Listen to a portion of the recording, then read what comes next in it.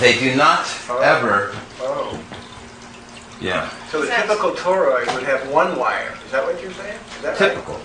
Yeah. Oh. And you've used two. Which is a And you're bifibular winding them like this. with a space in between them. Right. Because there's really three parts. Right. But that's created through the two, isn't it?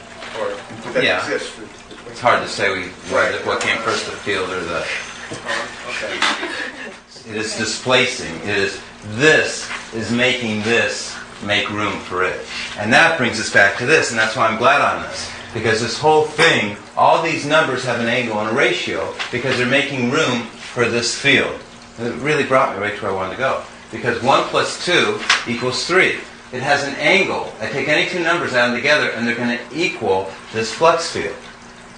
2 plus 4 equals 6. 4 plus 8 is 12, but 1 plus 2 is 3. 8 plus 7 is 15, but 1 plus 5 is 6. See how I'm always going 3, 6, 3, 6? 7 plus 5 is 12, which is 3, and 5 plus 1 is 6. It's always 3, 6, 3, 6. That's because it's being spread apart. It's making room. The 1, 2, 4, 8, 7, 5 is making room for the 3, 9, 6. But they're two separate systems, which we're going to be studying on. Okay? I think I covered as much as I need to cover on this symbol for the moment, and for the multiplication table. Probably can get back to that. See? And the yin and yang. I think what I'd like to do, though, is because I am really making your brains work to the max. This would normally not even be explained, but I just want you to understand something. I took a circle here and I put 1, 2, 3, 4, 5, 6, 7, 8, 9. Okay, that's called a control. Okay, because as I could have done 2, 4, 6, 8, 1, 3, 5, 7, 9. Okay, and that's a new control. Do you follow what I'm saying? So it's very important that I demonstrate to you that whatever your control is, you're still going to get the same scientific end results. So sure enough, there's your 1, 2, 4, 8, 7, 5. It's very important that these doubling circuits never go away. They have to exist in anything you know. Fibonacci sequence, Pascal's triangle, pi, the golden means, everything we know in science. This has to be here. Biology, genetics, periodic table. It has to be there, along with this 3, 9, 6.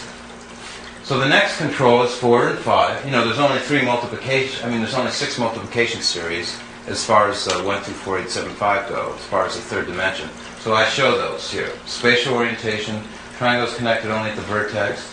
Okay.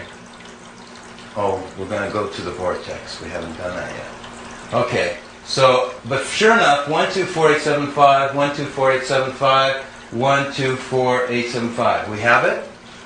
Still there? Okay, it's very important to note that the 1, 2, 4, 8, 7, 5 is going like this. See how it's always moving in the same way, this treadmill? Because everything's based on thirds. You won't struggle too hard on time, except that I was just going to show then that you can't remember in the other chart that everything was always moving this way. This way. And on this chart, going backwards, we can never, ever make a multiplication series. It won't work. In other words, the field, the flux field, keeps the electrical only able to move one way, not backwards as far as time goes. And that also applies to how anything moves through the universe or matter or living biological systems. The answer is just what Charlie said, and it deserves a lot of discussion. It's orientation, and we haven't gotten to that yet. And that's the whole subject. Okay. The numbers 3 and 6 are oscillating. So 1, 2, 4, 8, 7, 5, we've already seen is 3, 6, 3, 6, 3, 6. Here we have 3, 9, 6, 6, 9, 3. Remember the invisible field? But sure enough, 3, 6, 3, 6, 3, 6. Again, a discrete number cannot be created or destroyed. We're all comfortable with that? Okay, last thing before we take down this chart, is the vortex. Okay? Okay. So, remember we came down like this, came out, came around like this. We're coming in, coming down, coming out, coming in, around. Okay, what does this look like? These arrows are connecting here, and they're leaving there. Okay? I need my assistance again. It's the hard one. Okay. It is making an egg beater.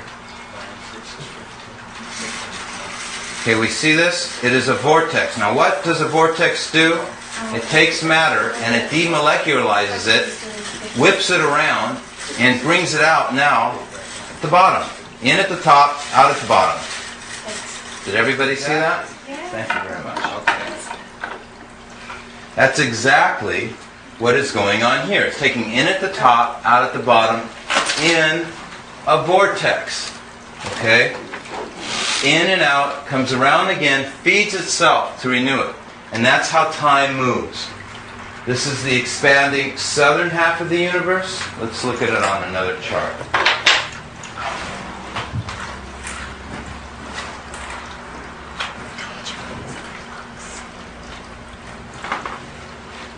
Oh, this chart gets saved in 1 second. It was almost going to go.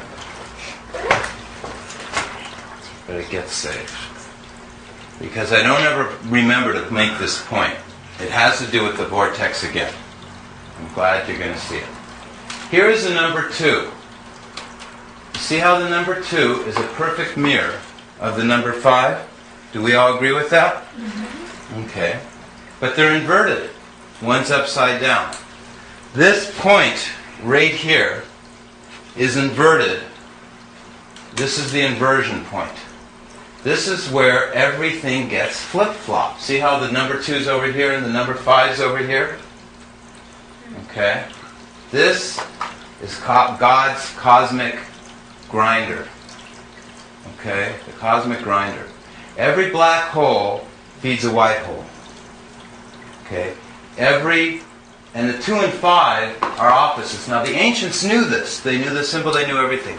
But they didn't share it with the generality of mankind, or mankind just couldn't learn it. I don't know what the problem was. Okay?